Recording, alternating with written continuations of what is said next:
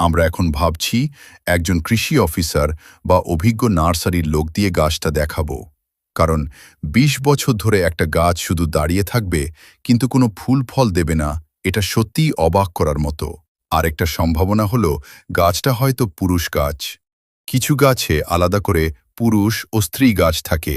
প্রায় ২০ বছর ধরে গাছটা আমাদের বাড়ির এক কোণায় দাঁড়িয়ে আছে। সময় তো কম গেল না, কিন্তু অবাক করার বিষয় হলো এত বছরেও গাছটা ঠিকমতো মোটা হয়নি, খুব একটা বড় হয়নি। দেখতে একদম লিচু গাছের মতো। পাতাগুলো লম্বাটে, সবুজ আর একটু চকচকে।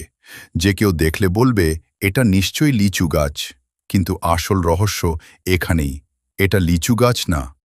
এত বছরেও এই গাছে কখনো ফুল ধরেনি, ফলও আসেনি।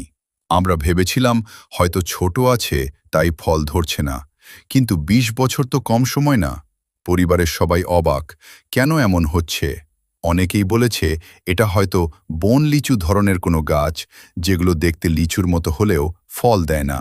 আবার কেউ বলেছে এটা হয়তো কোনো শোভাবর্ধক গাছ, যা শুধু পাতার জন্যই বড় হয়।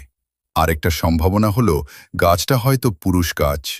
কিছু গাছে আলাদা করে পুরুষ ও স্ত্রী গাছ থাকে।